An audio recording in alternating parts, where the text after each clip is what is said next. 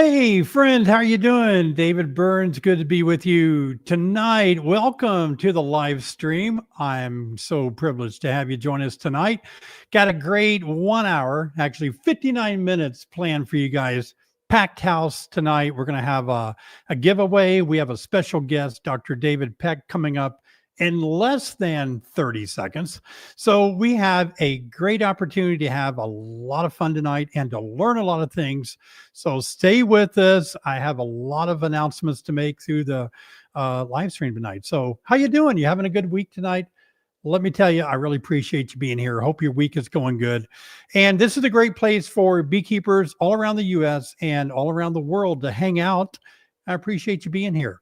Well, without further ado, I'm going to introduce a friend and fellow beekeeper, Dr. David Peck. Hey, David. Hey, David. How's it going? I'm doing really good. Good to see you. Yeah, good to see you too. You're one of our most favorite guests on the live stream. Everybody loves it when you're on here. Well, I don't know if that's a compliment to me or an insult to the other guests, but I think it's just you and I have such great rapport. Oh, okay. You know, you are the rock star of beekeeping. Wow. Yeah, you really are. So good to have you on with us tonight. Hey, before we get started, I wanted to say thank you for being here. It's been a little while since we've had you on, David, and it's a pleasure. I always enjoyed working with you at EAS last year, Eastern Apicultural Society, and I'm glad that I got certified when you weren't the academic advisor. So I don't know Nobody's how tough. seen my exams yet. Everyone's assuming that they're going to be harder than they've ever been, and that might very well be true. But okay, well, can you give us at least one question that's going to be on the written? No, don't do that. I'm kidding. Yeah, I don't think so. Oh gosh, well, I'm if glad you can't read a graph, you're going to have a hard time passing the exam. I'll say that. I think that to be a master beekeeper, you do need to be able to at least interpret some basic scientific graphs, because otherwise you can't stay up to speed. You got to know the X and the Y axis then? Yeah, exactly. Okay. All right. That sounds easy enough. Hey, also, I want to give a plug for Better Bee because you are associated with Better Bee. Give us a little bit of information about Better Bee. Yeah, so I'm the director of research and education here, and the cool thing about Better Bee is that they were willing to hire a scientist like me. That they pay me to teach people about bees, write articles about bees, make videos about bees, do these sorts of interviews, go give lectures at all the state beekeeping meetings across the country.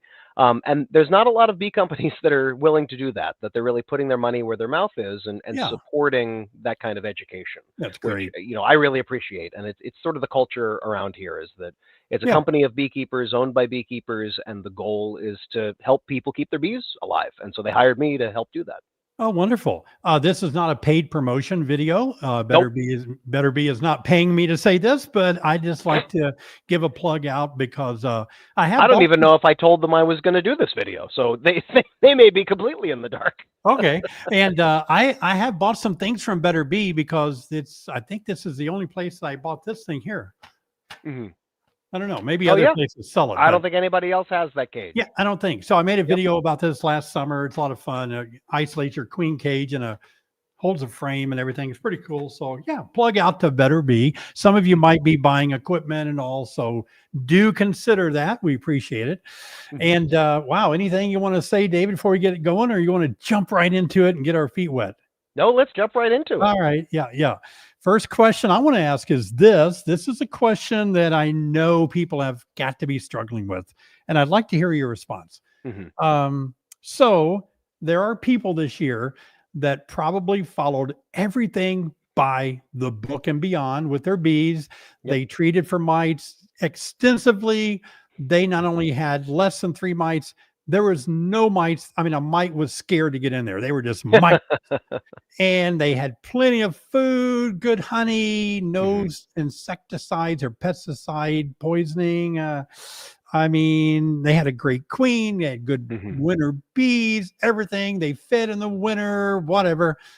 And yet they lost their bees. How come when you do everything right and you follow what everybody tells you to do, you still can lose your bees?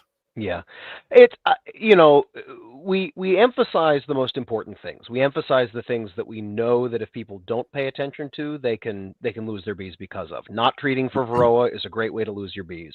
You know, ignoring the fact that your neighbors are spraying pesticides and not learning more about them and trying to help your bees deal with it, that's a good way to lose your bees. But if you do all of those things, you know, it's not unlike taking 1 million people and having them all stand in a room for 3 days straight. You know, somebody's going to have a heart attack. And I think the same is true of bees, is that colonies are not going to make it through the winter for sometimes your reasons, beekeeper-related reasons. Sometimes it's just for their own reasons. So the death of a colony is not necessarily a catastrophe. There's a reason that we plan to replace colonies or we plan to keep more than we need because we're going to have some loss. Realistically, though, you know, doing everything by the book, treating with this miticide, you know, making sure that you're feeding that supplement, we've got to remember we don't understand everything there is to know about bees. Some of these miticides might not be as effective as they used to be. Some of those supplements may not have some critical, you know, plant sterol that bees are supposed to be eating that none of the bee feed manufacturers have figured out yet. So we have to accept that, you know, as beekeepers, we're always learning to become better beekeepers. And I think that's also true of the products we use and the protocols we follow, the books that we follow. You know, it's everyone's best effort to give you good advice, but you know, there's always going to be things that we didn't quite understand or that just didn't quite go right for a colony, and sometimes they don't make it. Yeah, that's a good answer. I get a lot of YouTube comments here on my videos, and I have a lot of people asking me, I had 4 hives, 2 were facing the south and, you know, 2 were facing the north. The 2 facing the south died. The 2 facing the north live. So do you think I need to make all my hives face north? I painted some red, some blue. The red ones lived. I fed some fondant, and the ones that, you know, just everybody's just thinking that, because these survived, then, but it gets back, David, to what is it? Causation doesn't mean correlation. Right. Correlation does not equal causation. There you go. The thing, the quote I draw on there is, you know, the plural of anecdotes is not data. You know, you seeing something where you've got a blue hive and a red hive and the red one survives, and me having a blue one and a red one and the red one survives, that's not a big enough experiment for us to draw a real conclusion. Exactly. So I think if you look at all the hives that died, you know, a lot of people are like into probiotics or particular feeding additives and different types of treatments and all that. I'm sure that if you look at all of those, you'll find colonies, some that lived and some that died got the probiotic and didn't get the probiotic. We produce winter bee kinds. I'm sure some lived with winter bee kinds, some died with winter bee kinds, some died with Hive Alive fondant, some lived with Hive Alive fondant. It's just like, that's just the way bees are. Like you're saying earlier, if you have a large group of people that eat the same exact thing, then some are still going to have a heart attack, some won't, even though they ate the same fatty foods and all that, you know. Bees are that way. Exactly. So, you know, you can't beat yourself up over every dead colony. If you had 10 colonies and all 10 died, that's a different conversation for us to have. That suggests a management issue. Although it could just be that there's some new virus that nobody's ever documented before, and it's not your fault. It's just a thing that got into your apiary and caused trouble. So there's no way to rule it out until we do the research and we confirm what is and isn't there. So we do know that there are things that we can do to keep our bees more healthy. And of course, you mentioned mites, and that is the kind of, you have to do that. I mean, it's it's terrible to ignore mites. It's the number one most impactful thing you can do to a colony to increase the chances of it surviving. Yes. And you know, David, I think everything in life is pretty unpredictable. Everything we do, there's not 100% guarantee that it's going to come out the way we think it will. On anything. Right. I mean, if I get out of bed tomorrow with a plan on my calendar, there's no promise that it's going to go according to plan. It's just, and bees are the same way. You can do everything right, but it doesn't guarantee.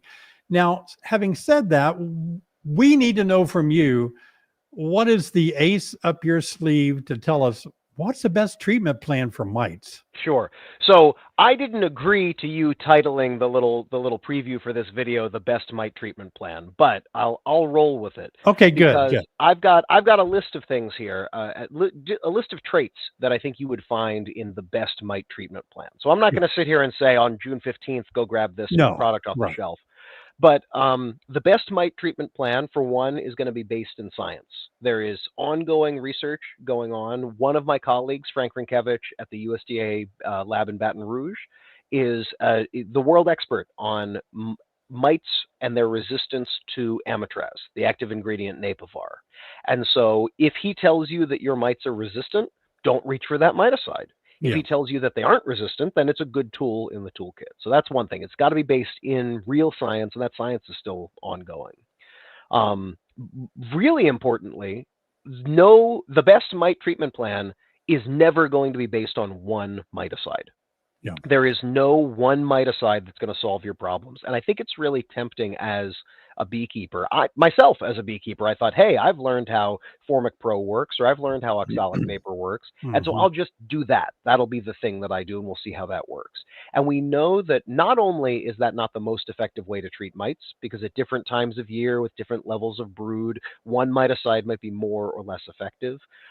It's also understanding that we had a really great miticide called Apistam, and it worked until the mites all evolved resistance to it, and then it didn't work at all. And so then we had a really great miticide called Checkmite, and it worked until the mites evolved resistance to it even faster, and then it didn't work at all.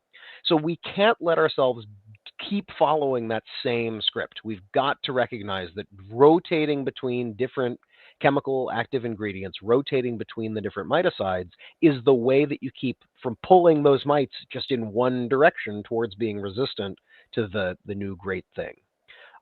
So it's got to involve multiple miticides. It involves rotation, and I think there's some flexibility that goes into it. I have hives that I will treat differently than other hives that I have. You know, if I've got a nuke that I've just made or a swarm that I just caught, its mite treatment is going to be very different than the mite treatment for a big, strong, overwintered colony with a bunch of supers on top. I can do things to a brand new little hive that doesn't have any supers, and therefore I don't have to worry about honey contamination that I absolutely can't do to a honey production hive in the middle of July. Right. So I think it's critical to keep that in mind as well. The best mite treatment plan that I know, every good mite treatment plan that I know, begins the year before you're talking about. The best mite treatment plan doesn't start in April or May. The best mite treatment plan starts in November or December of the previous year, with you doing like an oxalic acid vapor, an oxalic acid dribble treatment to knock those mite levels down as low as you can when the bees have as little brood as possible. Because we know that bees will start brooding up in February and March. Before they're flying, they're using that fall pollen and that fall honey, and they're raising that first generation of brood. And the mites will jump right in there and start reproducing. So we've got to make sure that we've got the we've got the mites as low as we can before that happens in the late winter or midwinter, so that when the spring comes around, we've got an already semi under control mite population. So I think those are really the main features, and the key philosophy that I often try to teach people nowadays is you got to get out of the mindset of getting your mite levels low. You've got to think in the mindset of keeping your mite levels. There you go. That's right. It's not one knockdown where you punch the mites from sky high down to a safe level at one point in the year. It's that whenever those levels are starting to get higher, you knock them down and you keep those mite levels low, because the high mite, if you ever get high mite levels, that's going to lead to the transmission of virus throughout the hive.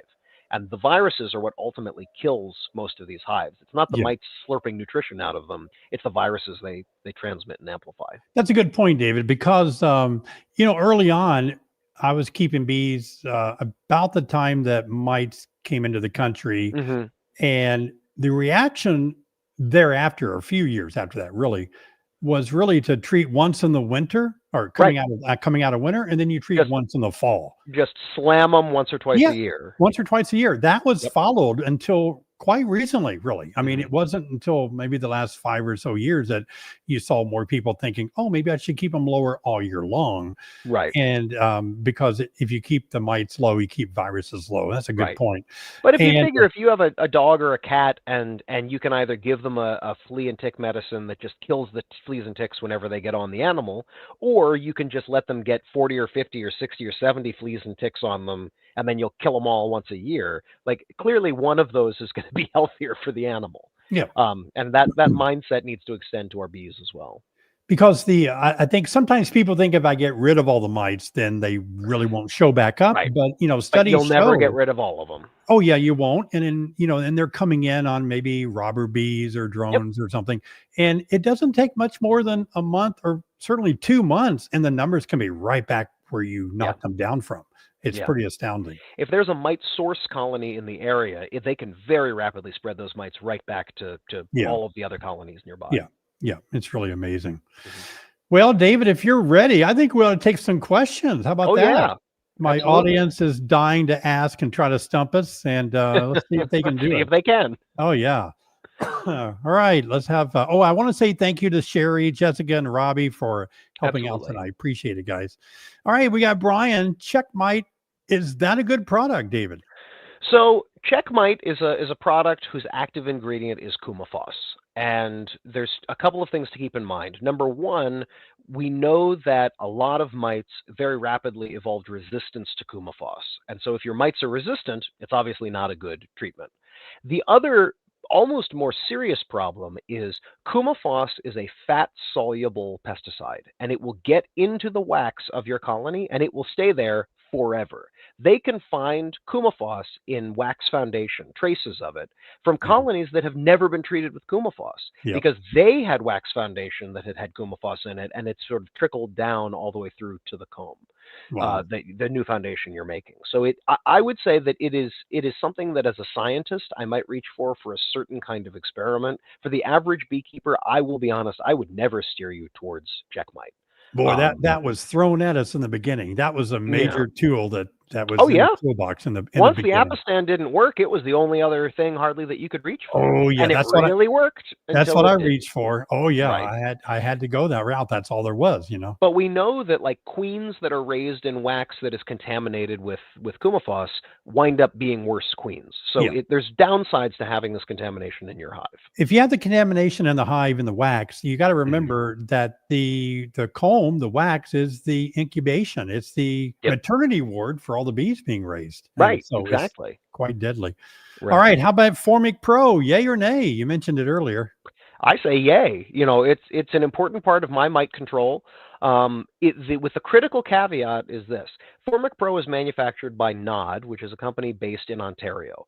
I am in upstate New York. You know, you are in a cool enough climate that we can probably all reach for Formic Pro for Yeah. a big chunk of the year and get Absolutely. good results. Yeah. If I lived in Georgia or Florida or Louisiana, there would be long periods of time that are so hot that I can't safely use formic acid to treat my bees. If it's consistently above 85 degrees Fahrenheit, you know, as your daytime highs, it's just not the right miticide to reach for. The real advantage of Formic Pro is that one, formic acid is a molecule that's sort of naturally found in the hives. It's found in honey and it's found in bee venom. So it's not like it's something that bees have never seen before. The other advantage is it penetrates the brood caps, which Yeah. means that it kills the mites that are actively reproducing in addition to the ones riding on the bees. And those are two like slam dunk reasons to reach for it. The problem is if it's still too hot that you can't safely use it in your hive, then you got to reach for something else. And that's what I was saying about flexibility and understanding different miticides. You can absolutely love Formic Pro, but if you're in the middle of a heat wave and you've got to treat your bees, you can't just wait and you can't use the Formic because it's too hot. So you better know how to use something else. How do you respond to beekeepers, David, that say, I tried Formic Pro, it killed my queens. It always kills my queens. So my understanding of the research and my own data that we've got from using Formic Pro for years, and Better Bee has probably 700 hives that we run every year, and we use Formic Pro regularly on the honey production hives, which is probably 250 of them or so, and we almost never see queen issues. And when we do, it is typically a queen that our bee team had already marked as a problem queen. a queen that was probably on her way out, was probably too old. And it seems like what is mostly happening when there are queen issues with Formic Pro is that you use the Formic Pro, and a colony that was already looking at their queen and going, I don't know about mom, I think maybe it's time to supersede her.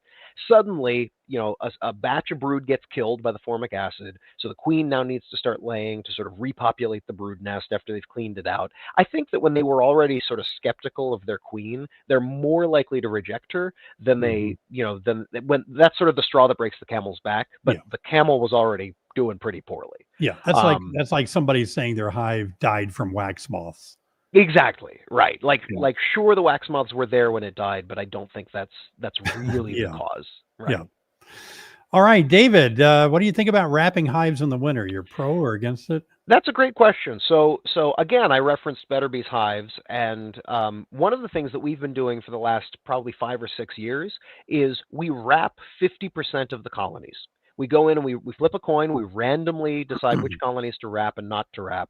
And we've got the data that we've collected on which colonies survived and which ones didn't, and how strong they were at the end. I'll tell you this. The results were not so definitive that after a year or two, I felt like I needed to jump up and trumpet from the rooftops, what we had found. Yeah. At the same time, there are some interesting patterns that we've seen. And so, I won't tell people not to wrap their hives.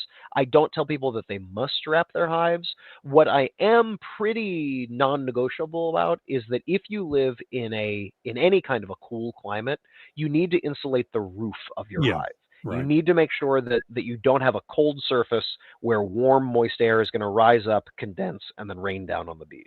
Yeah. If it condenses on the walls or doesn't condense on the walls, if the hive is insulated, does that mean that they need to eat slightly less honey overall to keep themselves just as warm? Sure, those are sort of academic questions, and we can figure that out, and eventually we'll publish our data when we've analyzed all of it. Yeah. But I will tell you, I wrap half of my hives and I don't wrap the other half. And, it's not absolutely clear as day that one or the other strategy is definitely the right move. Same here. Yep. I've experienced the same thing, Yeah. And I think too, we're going to see people say, I had this many hives that died. Some were wrapped, some weren't wrapped. Right. If you only have 2 hives and you wrap them both and they both survive, now you're going to feel like the wrapping solved your problems, when maybe it was just good mite control or good luck. Yeah. Right. Exactly. But that's it. I guarantee that every year some of our wrapped hives and some of our non-wrapped hives live, and some of our wrapped and non-wrapped hives die.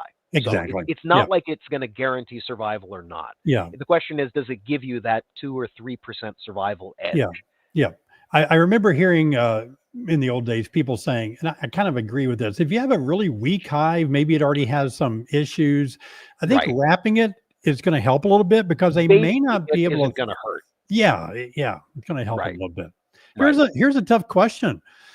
Bees survive in the wild without treatments by humans. Why do we have to use treatments when humans keep hives? That's a great question.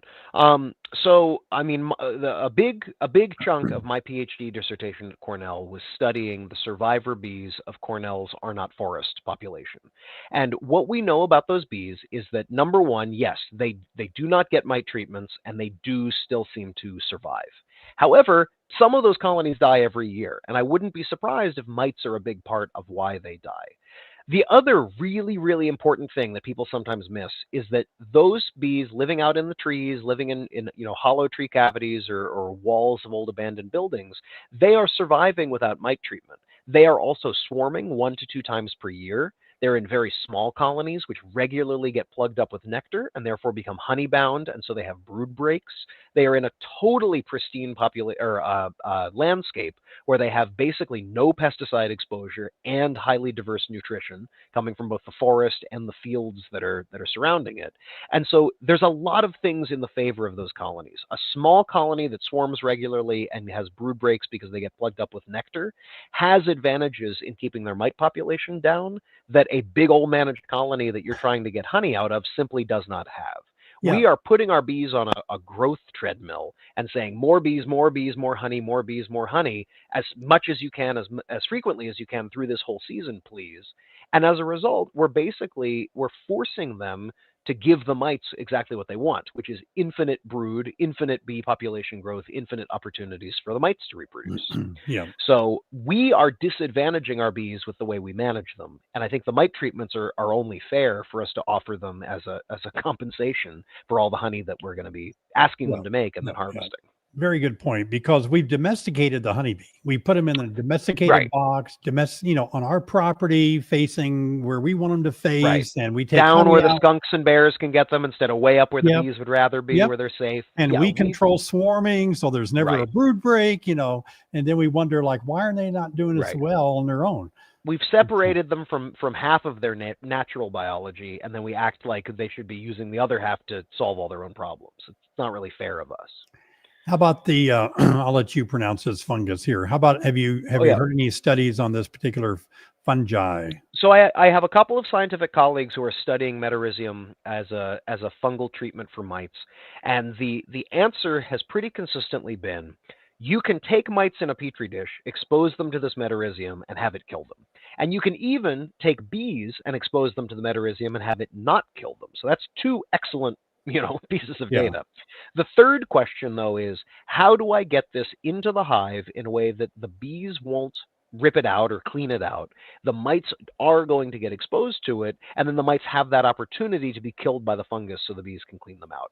And at this stage, I have not seen a viable delivery mechanism given some of the sensitivities of the fungus. So it's really exciting. I mean, what could be more exciting than scientists studying a fungus that we might be able to just dust into our hives and kill all of our mites forever? Unfortunately, we're not there yet. Yeah. Years? Yeah. Would it take a few years?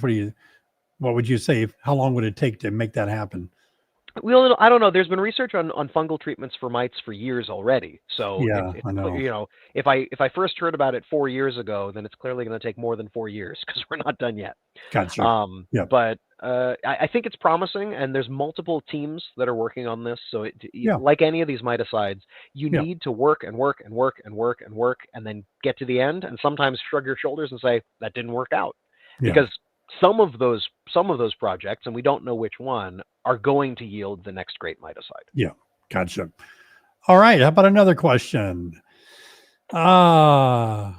Last week somebody mentioned OA vapor may kill open brood. Can you confirm or deny this claim? I think that was in the UK. Somebody said they noticed in Europe or somewhere that. Yep, and so Lewis Bartlett and Cameron Jack at the universities of Georgia and Florida have both confirmed to me that in their studies where they were using higher and higher and higher doses of oxalic acid, that they were able to detect harm to the brood at the very highest levels. There's also some research on oxalic acid dribble that also shows that at higher levels, especially if that dribbled syrup gets into the brood, yes, it can lead to the death of some of those brood. That's absolutely the case. Formic acid also kills brood. Typically, you would expect a whole cohort of very sensitive brood, especially closest to those formic acid pads, to be killed by it. So thymol, both Apagard and Apalife var, both of them can kill some brood. So we have to accept that there's going to be some incidental death of some of the weakest bees and some of the weakest brood when we do most of these miticide applications. So it's not something to worry about. I think if you are using the oxalic acid and vaporizing it, 15 times a week and using it at 10 times the legal dose, you should be mindful of the fact that each of those treatments isn't totally harmless, that it could definitely be causing some harm to the brood. And that's part of why we don't say use as much of these miticides as frequently as you want. We do research to figure out the minimum amount of miticide application that can still safely control your mites. And when those are the recommendations, that's what I would tell somebody to stick to, because there are always, in addition to the cost of buying the miticide, there are sometimes health consequences for bees, even if it doesn't kill them, that we want to avoid. So you don't want to be over-treating if you can avoid it. I've read that fluvalvanate may cause bees to not learn properly, and also it almost no effect on mites. Is this true? Yeah, tau-fluvalinate, which is the active ingredient in Apistan strips, was the end-all be-all of mite treatment for a long time until the mites evolved resistance. And so those resistant mites were completely capable of going up and licking the Apistan strip and being okay. As I said, just like Coumaphos, it gets into the wax, it permanently contaminates the wax, and it winds up leading to developmental problems with the bees. So does fluvalinate get into the wax and cause bees not to learn properly? Yes. Are the mites unlikely to be killed by it? The resistant mites are. What's interesting is that because we've stopped using Apistan basically across the board as beekeepers, there are now some mites who have lost that resistance mutation and they've gone back to the old sort of status. So if I went out to my apiary right now with a bunch of Apistan strips, I bet I could kill a fair number of mites. But I bet that within a matter of a year or two, I'd be right back to having totally resistant mite populations. Plus, I would have contaminated my wax and harmed my bees. So Yeah, I'm not right. eager to do that.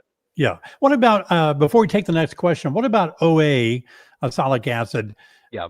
You think mites would ever become resistant to OA? Because, right now the big thing is treat, in fact, it's just like, you just got to spray the thing to death. Every 4 days you're spraying, spray. What do you think about that? It's a good question, and we've seen so many of these resistances emerge that it's it's hard to say, well, that one probably won't lead to resistance. That being said, given what we understand about the way oxalic acid kills mites, which is shockingly minimal. We don't really know how it gets into the mites, and we don't really know how it kills them, but we have some guesses that it may be penetrating the foot pads, it may be acidifying their hemolymph, but we actually don't even know that. Given what we understand about it, it seems like they may have a harder time evolving resistance. But I mentioned Lewis Bartlett of the University of Georgia. He and I, and actually Frank Rinkevich, were all sitting around. We were all speaking at a bee meeting, and we had exactly this argument. We said, I don't think they're going to evolve resistance. No, I think they probably will. And what it got down to was we didn't understand how oxalic acid was killing mites. And we realized that if it's just the acidity, that's harder to evolve resistance to than if there's something about the oxalate molecule, the oxalic acid part, not just the acidity. And so we designed some experiments that Lewis's lab is currently pursuing to try to figure out if we can tease apart what is and isn't deadly about an oxalic acid molecule. Is it the acid? Is it the hydrogen? Or is it the oxalate anion? And so when we do those experiments, as we learn more there, it might start to become easier for us to guess, is the resistance even possible, or is resistance almost impossible? But I can say that absolutely across the board, lots of people have checked for resistance. Nobody has found any. Yeah. So things are very promising for now. But, as an evolutionary biologist, I'll never say never. Yeah, that's right. What about mite treatment? What type of treatment do you suggest? First treatment following an installation of a new package of bees after finding elevated mite count?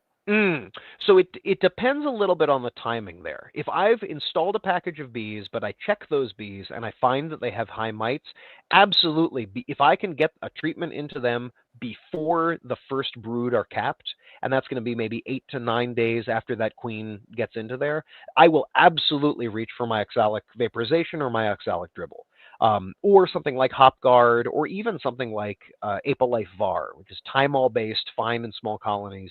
All of those things are not going to penetrate the brood caps, but if there's no capped brood, oh boy, what better opportunity will I get to kill all of those mites before they have a chance to start reproducing? Yeah, absolutely. So I would say for the most part, given that oxalic acid is relatively gentle on bees, given that it is, a package is going to have relatively little brood, I would probably be reaching for that early on my list. The trick there is, if I'm a new beekeeper, I hesitate to tell somebody they should go spend $500 or $600 on an oxalic vaporizer. Yeah. The oxalic dribble is a pretty darn useful technique, especially for a few small colonies. But you got to get the measurement pretty darn close. Yes, you do. You have to be very careful with that. And I can tell you that this is a little bit of a sneak peek. Because Better Bee are the distributors for AP Bioxyl, I can tell you that the manufacturers are in the process of registering a new product, which is a mixture of apibioxyl, oxalic acid, and glycerin and water, and that is basically going to be like a ready-made squeeze bottle of oxalic dribble. No Oh, sugar perfect. involved. It's just suspended Wow. in the glycerin, but you'll just buy the bottle and go squirt, squirt, squirt, and then your colony is Oh, treated, which I think is going to be awesome. very convenient for a lot of beekeepers. Wow. When do you think that's coming out? I want some. I think it's probably going to finish registration by the end of this year, which means that by probably late winter or spring of next year, we would Okay. expect to see it, Good if goodness things in the all making. go Yeah. according to plan. It's already registered and being used in Europe, and folks are very happy with it. So Okay, it's cool. coming to Yeah. the U.S. Okay. Hey, Brian, first year beak. I used 2 strips of Bafavar strips in the late fall. I left them in Got all winter. Could this hurt the colony? So it's unlikely, I won't say impossible, but it's unlikely that the breakdown byproducts of the Apivar chemical are going to cause any biological harm to the bees. However, leaving the Apivar strip in all this time is going to increase the likelihood that any mites that were in there that are still in there, now they've been exposed to a tiny little partial dose of Apivar. That's exactly how you select for Apivar resistant Right. mites, for Yeah. Amitraz resistant mites. And Yep. so the consequence is less for your bees in that hive. It's more for everybody's bees, because now you've contributed to trying to, sort of apply that gentle selection pressure on those mites to see if any of them has some partial Amitraz resistance that they can Yeah. start to spread throughout the Yeah. population. There's a reason, that happens. Brian, we know that happens. Oh, yeah. It's just one of those things. Life I've gets opened busy. hives and found out for strips and gone, Yeah. oh, shoot, Yeah. how did Yeah. I miss this? Yeah. Yeah.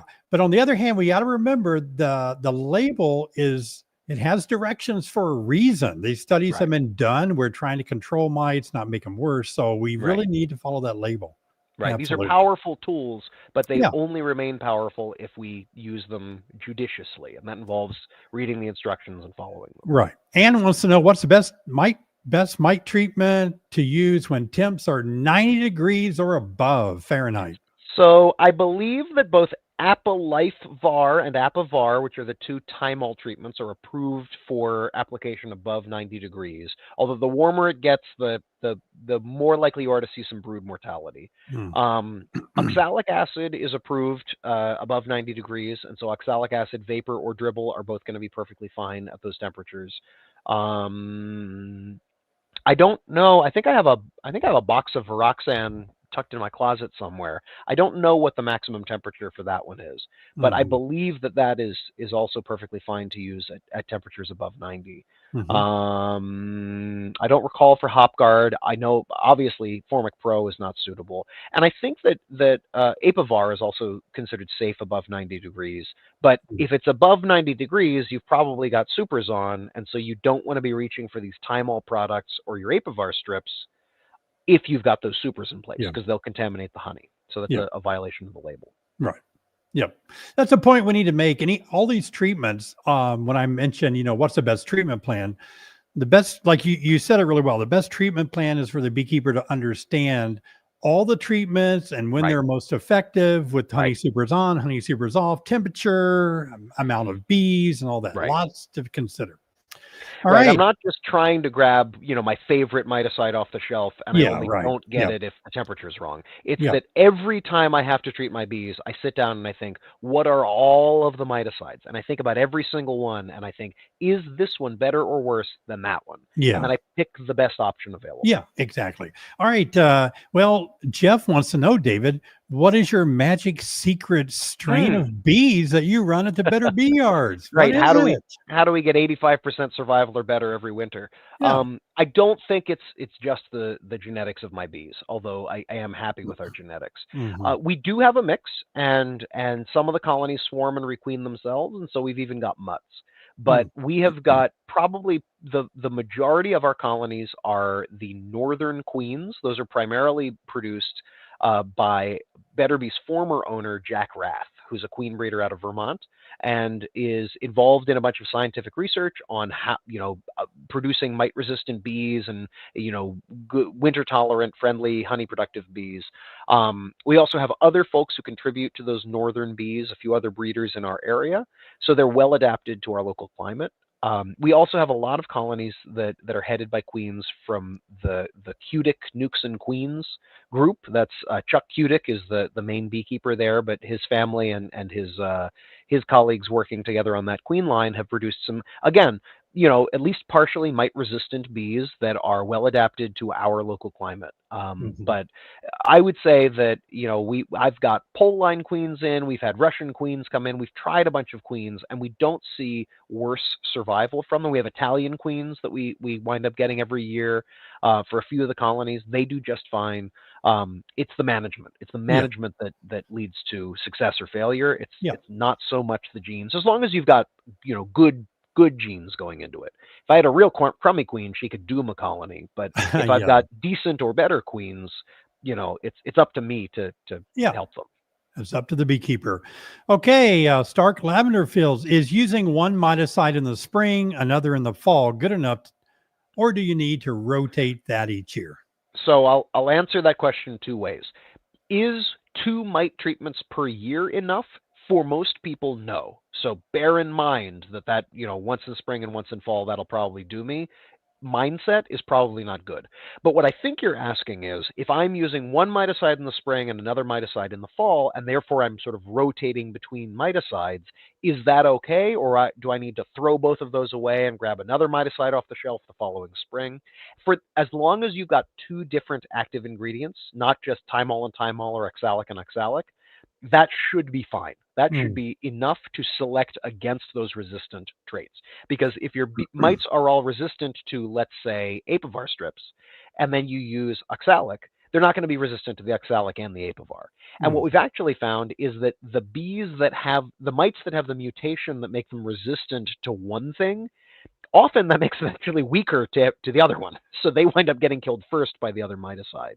And then, as long as you're bouncing back and forth between them, you're not constantly pulling those mite genetics in one direction towards resistance to that one thing. And so that mixing is sufficient. All right. Now, David, we're going to shift gears a little bit. Okay. We're gonna have a time of rapid fire questions.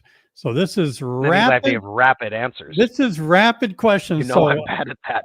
I know that it's going to be a challenge to both of us. And so let me just say that we need to answer the question rapidly. So Robbie, Sherry, and Jessica, you guys are going to have to really pop these questions up. Right. We're not going to give we're going to give let me say the question should be answered within 5 seconds. Okay. So it should not be more than one sentence. Okay. All right. You ready, David? Okay. It might be a long sentence. Okay. Does your mite level threshold change throughout the year?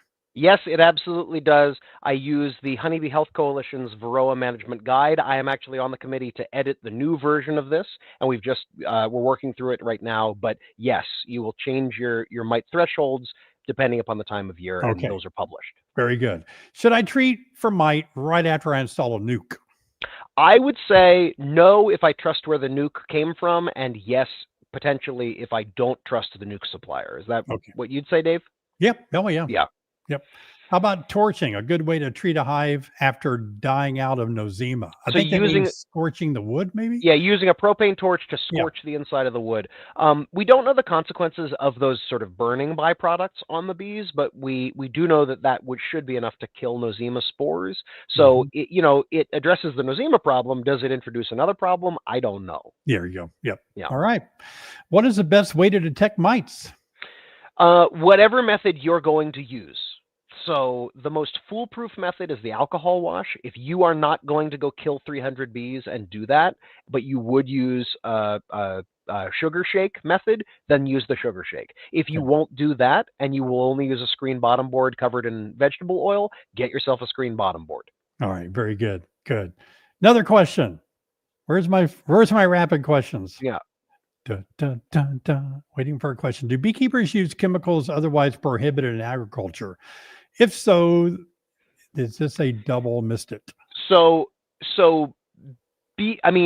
beekeepers should only use legal miticides. And Yeah. if something is approved for use in a beehive, even if it isn't approved elsewhere, doesn't matter. It's approved for use in the hive. Just like a peach farmer can only use the stuff approved for use in peaches, not something approved elsewhere. Yeah. If you're using illegal miticides, that's a major double standard. If beekeepers are telling each other to use illegal chemicals and then stomping our feet and saying, but the peach farmer shouldn't be allowed to spray that fungicide that hurt my bees, we look like fools. And so that's why we have to stick to the legal stuff. Yep. What are the best methods for controlling small hive beetles? Keeping the bee to comb ratio as high as possible. As many healthy bees in that hive as possible for each square inch. And they are going to fight the beetles. They'll keep them under control. Do you know any research on how do you say that? Vaporized oregano oil. Yeah, oregano oil. Orangutan oil. No, oregano oil. Oregano. Yeah. I feel like I have in the back of my memory somebody talking about having done this. I haven't seen anything promising as a result of it yet. Yep. Does your mite level threshold change? We already did this one. Yeah, we already did that one. Patrick, go away. We did that one. Yes, it does. Yes, again. Yeah. Have you found that Hive Alive fondant protects bees from nosema? Has it been proven in studies? So there are studies that the Hive Alive manufacturers have shown me, which seem to show clearly that bees that are fed Hive Alive in syrup prior to the winter, and then they're eating that stuff that they've stored in their food through the winter, seem to have lower nosema counts in spring. That is published research. You can reach right to the company and they'll send it to you. Okay. I don't know that they've done that on the Hive Alive fondant, though. I don't know if there's enough emulsified thymol in the fondant for it to have the same effect that the feed did.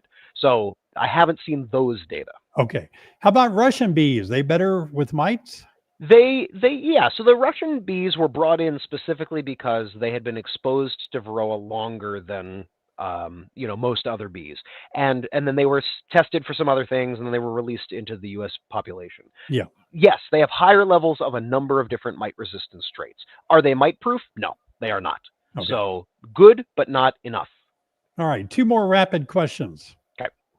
If you lost most of your foragers but have stored resources or candy in your hive, will the workers collect what they need to feed brood, or do they need the foragers? If you have stored bee bread, stored pollen, and stored honey or nectar, that should be more than enough for the bees to raise brood, in the same way that my bees in this observation hive back here are raising brood, even though it's too cold for them to forage right now. They've got the resources, so they're fine. The opposite side is more of a problem. If you've got a lot of foragers but no nurse bees, those foragers can't make the brood food that is necessary for healthy brood to be raised. So you don't ever want to have a gap where there's no young bees in a hive. If you do, get a frame of brood from a healthy hive and move them in there so that you've got some fresh young bees. Got to have nurse bees. Is there more treatments in development to be used with supers on? Yes, there are. There are multiple treatments in development. One of them will definitely not be safe for supers. 2 of them, they're going to argue with the EPA about whether or not they're safe with supers, and we'll see what they get. And then there's at least another I can think of that will probably be safe with supers on, assuming that it works well enough for them to bring it to market. So they're working on it, but it is not the easiest thing to come up with something that doesn't kill bees and kills mites and is perfectly safe to have any level of get into your honey. David, you did really good. You answered. I did okay. You did really good. Yeah, I rambled a little. Well, hey, all right, we're gonna have a giveaway right now. This is going to be a Beak Squad hat for a giveaway. We're going to take just a quick break from our questions and get right back into them. So hashtag hat is going to get you a hat. Beak Squad hat. Beak Squad is the name of all of you that are watching tonight. We're almost at 900 viewers tonight. So pretty exciting to have a big group of followers tonight. Where else can you hang out on Thursday night? Yeah, exactly. Yeah, talk bees. So while that's accumulating, I want to give a big shout out to Larry. Is Larry on tonight on the live stream? Larry sent me, I think he made this. Wow. A glass bee. Look at that. That's a beauty. It is beautiful. And I thought about hanging it on one of the walls back here. Yeah, you should. I know, it's great. Wow. So That's thanks, wonderful. Larry. Appreciate that. Larry, if you want to make another one, you can donate it to the EAS silent auction, and then I can bid on it and win it, and then I'll get one. Oh, there you go. Larry would love to do that, I'm sure. Yeah, he packed If it really nice. If anybody else would like to send me beautiful bee-themed art for me to hang up here in my office, I'm happy to accept that. Yeah, I got some things made from other viewers, Cowboy Up, and look at this. This is great. I have a segment sometimes in my video where you have to cowboy. No, this is coffee time. So coffee time, life experience, big chunk of metal. Excellent. Wow. Excellent. Some very artistic and creative people are beekeepers, you know. Yeah, it's great. All right, Robbie, you want to spin the wheel, see who's going to win a Beak Squad hat tonight before we get back into some more questions. All right, set them up, Robbie. Let's see who's going to win tonight. All right, thank you guys for watching. Appreciate it. Appreciate all of you being here. We're learning a lot with Dr. David Peck tonight. Wow, there goes, oh, I saw Reef, Mark, Deborah, Michael, Jana, Amanda, William Sloan. William, hey, you won the hat. Big winner. Big winner. And if I don't have headlights, this one will be fine for you. I'll keep this one. We'll send you a new one. How's that? Oh, gosh. Congratulations, William. Yeah. Let's see. Everything else I checked off my list here. All right. Boy, that was a good rapid questions. Let's get back into some questions for David tonight. A lot of you have a lot of questions on your mind. How does Dr. David Peck like the Saskatraz bees? So I can't say that right. I have only worked with 2 colonies with Saskatraz queens, and I liked them fine. But you know, two is not enough for me to draw a scientific conclusion from. I have looked at a lot of the data on the Saskatraz bees, and it seems like they're good bees. They are bees that are productive, that are good at surviving in cool climates, and that have some desirable mite resistance traits. All of these bees, if you're selecting for good temperament, you'll get good temperament. If you're selecting for honey production, you can get good honey production. If you're selecting for any particular mite resistance trait, then you can increase the level of that trait. And so, you know, any breeding program that is doing all the right things, it's focusing on all of those things at once, can produce a good line of bees. And so I'm not here to poo-poo anybody's bees or to say that, you know, that you have to get these and shouldn't get those. But I've been very happy with the Saskatraz bees that I've worked with, limited though my experience is. Yeah. Okay. With all your studies, what's your biggest fear for bees in 2025? Oof. Okay. So there has been this report of mass bee die-offs, commercial beekeepers seeing way worse overwinter survival than they expected. If you look at all of those bee populations together, we find that, you know, we're having people talking about like 60% losses or 60 or 70% losses of bees, which is scary. The average, though, for some beekeepers is you know, in some years is 50% losses. So it's not like this is totally unprecedented. Like, there are a lot of bees dying every year, which is its own problem. Yeah, right. It's higher this year than it should be. So that being said, there's some reason to worry that these extra bees could be dying because there are more Amitraz resistant mites, and that these mites just weren't well controlled last year, and that's why the bees died. If that's true, it means that we're losing one of the tools in our toolkit. That's scary. If we talk, you know, I was talking to Diana Cox Foster, who was one of the scientists who was, you know, critical in recognizing and studying and trying to learn what colony collapse disorder was back when that happened. Diana was telling me that she is worried that there could be some new bee pathogen, some new germ that's come in, maybe on imported pollen that got fed to honeybees, and that could be spreading, and we don't even know what it is, so we don't know how to test for it. Yeah. And so that's a possibility. That's something that's worrisome. So the question mark, the mystery of why these bees are dying and whether or not it could be some persistent problem that we'll need to fight, that's very worrisome. More worrisome to me is the fact that Diana is the head of the USDA Bee Lab in Logan, Utah. Frank Rinkovich was for a period of time the research leader, the acting research leader for the USDA Bee Lab in Baton Rouge. I've talked to both of them in the last, you know, month or so, and they've explained to me that they have had huge chunks of their staff fired.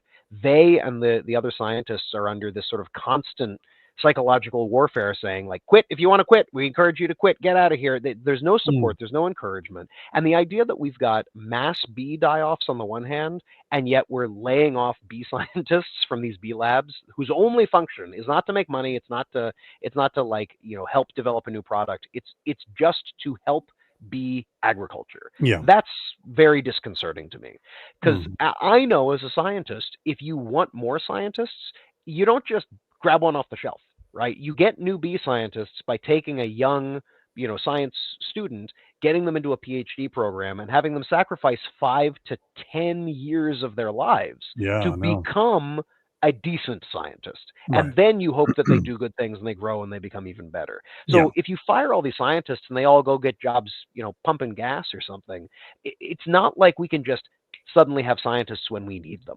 So I'm concerned that we're moving away from a sustainable model of training new young bee scientists who will be there to help us with the next problem and the next problem and the next problem. Yeah, good point. Wow. Right. Dr. Peck, best microscope and features for the beekeeper. Oh gosh, that's hard. It depends on what you're doing with the microscope. I mean, I am really happy with I don't know if I've got one. Gosh, let me see if I can, I'll rummage around in my garbage here in my office. I've got one that I really like that was probably $20 on Amazon. And it's just a cute little handheld microscope. I don't know that I'm going to be able to find it. Is it a digital microscope? No, it's a cute little battery-powered optical microscope that has, only moderate zoom. I'm not going to be able to open it up and get like a Nosema spore count from a bee. Yeah, right. But I can certainly go in there and examine varroa mite legs to see if they've been groomed off. I can look closely at bee morphology and anatomy. Yeah. So I think that's a microscope that costs $25 is a great entry level. It is, absolutely. And you can't make the excuse as a beekeeper that if you're spending as much as you are for feed and frames and boxes, that you can't get that. Well, that's true, isn't it? If you want something better, I will tell you, it's not any particular microscope I'd steer you towards. Get whatever microscope you can get on a discount. Go to your local university and see if they're throwing away old microscopes because they have new ones, something like that. Anything that you get is going to be just fine. Any halfway decent microscope. How about treating the brood, treating mites, heating up the brood, 42 degrees Celsius box for 2 hours. So another one of our queen breeders in the northern bee breeding program here at Better Bee is a fellow named Andrew Munkris, and he is former president of the Vermont State Beekeepers and a very diligent bee queen breeder. He does not use or uses very minimal, if he has to at all, chemical treatments. He uses heat to manage his mite populations. He's also splitting colonies and moving them around, so he's got a few different things going on.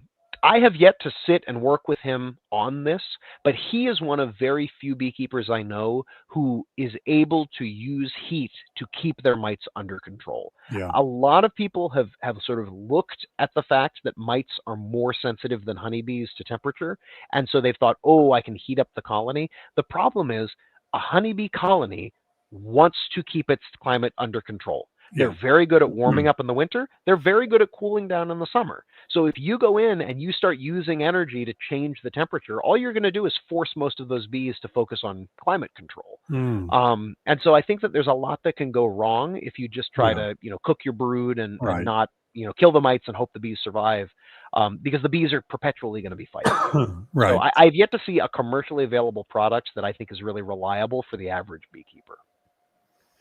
What do you think about mite-resistant bees? This will be our last question. Is that just maybe a money-making scheme?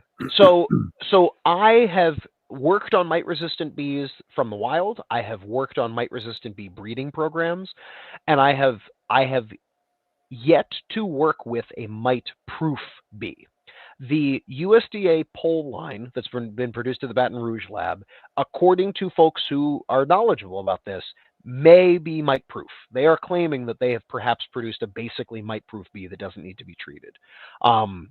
Jury's still out, and whether those bees, once they hybridize, totally lose it, I don't know. Yeah. But the trick is, there's no, when you say mite resistant bee, if you think you're going to get a mite proof bee, you're going to be very disappointed. Yeah. If you understand that what you're getting is a partially mite resistant bee, absolutely we can breed traits into bees that make them more resistant to mites, that slows mite reproduction, that causes, for every 100 mites in the colony, 2 of them are going to get their legs bitten off per day. And so as the mites are growing, the bees are also knocking that level back down. It's a mixture of those traits that seems to lead to the most resilient and successful bees. And even so, you still wind up often having to treat them. But you're going to have to treat them less. You'll monitor and you'll say, wow, my mite levels are low. So it turns out I don't have to do this treatment today.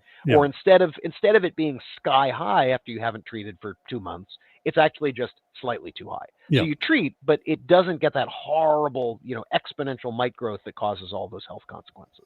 David, the hour just flew by.